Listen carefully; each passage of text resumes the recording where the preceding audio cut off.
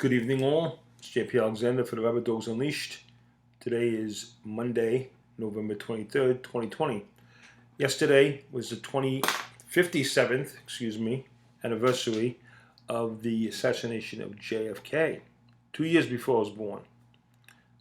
JFK was killed November 22nd, 1963. And I'm going to talk about Lee Harvey Oswald and what I believe. Who am I to have any belief in this? I'm just a layman like the rest of you. And I wasn't born until 2 years after this, so obviously I wasn't alive when it happened. Even though I wouldn't have been old enough or anywhere near my age. Anybody who who knew what happened, my parents are probably. If I was 81, he remembers where he was when he heard it. Kind of like where you were when 9/11 happened, the Challenger disaster, or something big. Where were you when it happened? Most of us know where we were when 9/11 happened. And this same thing with this JFK assassination back in 1963. So my thoughts, and why do I have thoughts? Back in the late 80s, I had a job in a machine shop, and a guy I worked with was really into this conspiracy of JFK and Lee Harvey Oswald assassination, and he turned me on to a book that he let me borrow, and I read the whole book from cover to cover. It was just fascinating. I was like, at the time, I wasn't a big reader, and but I read through that book just like in a couple of days. It was really, I just couldn't put it down. So anytime I had time, I would read more on it because I was fascinated about the subject of it. And then after that, I went to a library and I got a library card just so I could rent out so I could take out the Warren report. Which after I read that, the whole thing started to become more clear. I mean, you're not gonna read a book made by some guy about it and just come up with, a theory based on that. You need to read the Warren Commission and see the discrepancies between the two, and there was quite a lot. And I actually think that the Warren Commission was written really good, and the Warren Commission is stating what they know as facts. They're not stating speculation or guessing work. They're just stating facts. And when you look at that, maybe they omitted some facts. Okay, but I'm not going to question anything in the report's not factual. I believe it is. Maybe there's other things that they omitted that could be added that would raise suspicion as to what happened. But I think the Warren, Commission report was really good, and it said Lee Harvey Oswald was the only killer. I believe Lee Harvey Oswald was one of the killers, if not the only one. So I still believe he could have been the only killer. But I do believe there was others behind him. Can I prove that? No. The facts show he acted alone. That was it. That's what the facts show. I think he did act, but he had others behind him who were, pulling the strings per se. But then a lot of questions, they come up, Why did he make it easy for them to catch him? Why did he or other people make it easy to catch him? I believe the people involved with the killing with him put him up to be captured. I think they, pulled the strings and told him to kill Oswald because he was a sharpshooter in the Marines. So I think him making those shots was not that impossible. It was pretty probable he did. And if somebody did make those shots, it would have to be somebody like him. So he fits the profile perfectly. So they got him to shoot, Kennedy. But after that, they put him up to get caught. And they also put him up to be blamed as to be labeled the only shooter. So, suspicion wouldn't come on them, whoever they are. And it was pretty smart of them. So I think when Oswald was killed and he was saying I'm a patsy, it's more like these people are framing me for the whole murder when they had something to do with it. And then they had, Jack Ruby come kill him 2 days later, November 24th, 1963. Yeah, he was only alive 2 days after he killed Kennedy before he was killed. And he was killed by a guy who ran strip clubs for the mob. So is this a guy who really loved Kennedy and I just couldn't see somebody killing Kennedy? I had to kill him. Is this a guy who beat up strippers? Is this a guy who made strippers work as prostitutes? Is this a guy you're really going to think is going to waste his life away in jail just so he can kill, Oswald, who killed Kennedy? Is he somebody who's a lover of Kennedy? Especially since the mob had its reasons to kill Kennedy also. Oh, what are those reasons? Why would the mob hate Kennedy? Well, because Kennedy befriended the mob before he was elected to try to get their vote, meaning the union votes, the Teamsters and some other unions. He needed their votes. So the mob kind of backed Kennedy, gave him support, and got a lot of union members to vote for him, and a lot of unions to back Kennedy in the election. Then he got elected. Barely, but he got elected. Okay? He didn't win a popular vote, but he got elected over Nixon in 1960. So January 61, he was, he got to do inauguration, and he was serving as the president of the United States. Now, with help from the mob, a lot of help from the mob, a good deal of help from the mob. Now, one of the first things he did was assign his brother as the Attorney General, Robert Kennedy. Robert Kennedy's one of his biggest tasks was to bring down the mafia. Does this seem odd to you? It seems odd to me. Why, if you got the backing of the mob and you therefore owe the mob something, because a lot of people do you favors before you become president that you could pay back when you become president. And one way to pay them back is not to go after them and try to lock them up. To get your brother, the Attorney General, aka biggest pit bull in the United States, to go after the mob. That pretty much is biting the hand that fed you, isn't it? I would think so. And the mob doesn't seem like a bunch of people who go, we trusted him. We thought he was going to do favors for us. What can we do? He's the president. He fucked us. We just got to take our medicine. We should have trusted him. We fucked up. And the mob doesn't seem like people who would do that. They seem like people who would say, we want some payback. And whatever it takes to get that payback, we're going to do. I'm not saying they acted alone in this, but I think the mafia had something to do with this. What? I don't know. I think Jack Ruby killing Oswald probably was the work of the mafia. I'm not saying that the actual killing was the work of the mafia, because I don't think Oswald had any affiliation with the mafia before Jack Ruby had him killed. But I think the mafia was called to send somebody to do it, and somebody should have looked into how much money Jack Ruby's his family got after that happened. His family lived comfortably after that. How much money did they eventually get? Because he had to pay his family off, because when he killed, JFK, he was going to end up in jail the rest of his life, which wasn't long. Did he know he had a cancer at the time? He was going to die of cancer, and he stayed quiet in jail, But then he was quiet in jail, and people didn't seem like they really wanted to ask him too many questions, or they would have got something out of him, and they never did. So who's covering up this whole thing? Well, I think somebody in some organization, but organizations were part of this whole thing. But again, I think Lee Harvey Oswald was the ultimate shooter. There might have been a second shooter somewhere, not the Grassy Knoll. I think that's ridiculous to think that. If you look what a Grassy Knoll is and you see pictures of it, it was not impossible, but the guy would have been caught if he would have shot from there. The Book Observatory was a perfect place. As soon as he turned the corner, you could just get a clear shot at him, and he did.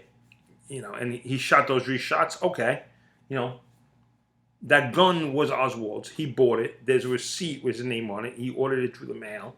It was sent to his house. There's pictures of him with the gun. Are all these fake? I mean, the technology they had back then wasn't like it is now. So, all this stuff was found in, Oswald's house afterwards. And I think he wanted people to know it was him and kind of show off with, this is the gun I killed Kennedy with. But at that point, he probably expected to be gone. Now, I think of anything, he couldn't get a ride from the actual location where he shot Kennedy. He'd have to walk to, the first place where there was cars allowed. I think he did that. And I think the people he worked with might have supposed to have a car waiting for him to get out of there, and they didn't. That's why, and they might have actually called the police and tipped the police that, oh, the guy who killed Kennedy or something is over here in this neighborhood. And they had Tippett come and question him. And when Tippett questioned him, Tippett was an officer who was killed by, Oswald. Now, some people say that didn't happen, but there were some people who witnessed it who said, yes, Oswald was the person, and they gave a correct identification of Oswald killing Tippett. And then he ran to the movie theater in the afternoon, got a ticket, ran in the movie theater, and then the cops apprehended him there, and he punched a cop and tried to escape while in the movie theater. And then, these are not actions by a man who had nothing to do with it. If he had nothing to do with it, why would he even leave the school depository? He would sit there and say, I had nothing to do with this. And when they found a gun upstairs, because he left the gun upstairs, when they found the gun upstairs, he could have said, I had nothing to do with it. And then, at that point, his fingerprints wouldn't have been on the gun if he didn't shoot from the gun, right? Right? I don't know. This is just what I think. So I think after he killed Kennedy, he had to get the hell out of there. That was his thing. But he thought he was going to escape. I think he thought he was going to get a ride, and they were going to end up in Mexico that night, and then he was going to be scot-free. And when they did find out he did it, he'd be gone. Maybe in Mexico with a different alias. Maybe he'd be flown to Russia. Who the hell knows? But he was going to get out of the country. He wasn't going to go back to living his normal life. That's not what you do after you kill somebody, especially since, the scuba depository had his name on file, and they would have known soon enough that he was the person who did it, who came to work that day with a big box that looked like it could have fit a gun, and suddenly he's gone as a gun upstairs, and that killed Kennedy. I think 2 and 2 equals 4 in this situation. So they would have got him on it, but I think that's why he escaped. An innocent person wouldn't escape. They'd sit there and be, what happened? So and also, he came to the States with his Russian wife. He was trying to affect the Russia in 1960, I believe, and he married his wife 1961 in Russia, and they came back to the States in 1962. And they settled in Dallas. Now, all this happened when Oswald was really relatively young. He did this when he was 24. He had just turned 24. So he wasn't an old guy when this happened. He was kind of still young and dumb and impressionary, So I think he was he got involved with some people who wanted, Kennedy dead, and he had the training, meaning the Marine training as a sharpshooter. He was also idealistic, and he married a Russian woman. He was a young punk kid who had really no, he went to 22 schools as a kid. He was really not a good kid. He was a troublemaker. He was diagnosed as having mental issues. So I don't think he was a smart individual who planned this thing by himself. I think he got in with the wrong people who used him because of his skills to shoot Kennedy, and then they hung him out to dry. And they made sure he got caught. And then when he did get caught, they made sure he got killed right away. That's just what I believe. And a lot of people didn't want to pursue it any further because they had a good story. And maybe they were also working with others who said, hey, let's go with this. Because some other people high above are telling us not to pursue it any further. Because there might be some people involved who wanted Kennedy dead and who may look the other way when it happened. I'm not saying the government had anything to do with his killing, but maybe they looked the other way after it happened. Again, we know the mafia had reasons to kill him. The Cubans, after he promised them support to overthrow Castro and the Bay of Pigs when they all got slaughtered because he didn't send the CIA there to help him out. Maybe the CIA wanted to help these people out, and he said no. Maybe they wanted him dead also. Maybe LBJ wanted him dead because he wanted to become the president, and this little punk kid was the president, and not him. He ended up becoming president anyway. What I don't believe is the movie by Oliver Stone, which is, I have to say, it's a great made movie. It is. It makes you think that, wait a minute, maybe there was a big conspiracy. But when you look into the facts, you realize the movie is just total bullshit. It's really completely lies.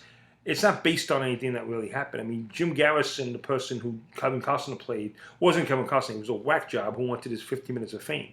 So if anything, Kevin Costner painted a portrayal of a man who didn't exist, and a case that had no legs, when there's smoke, there's fire. There's not even a smelling of sulfur in this in the real case. It was ridiculous that Jim Garrison in New Orleans came up with this guy, Clay Bertram, and he said he may be Clay Shaw, but there was no.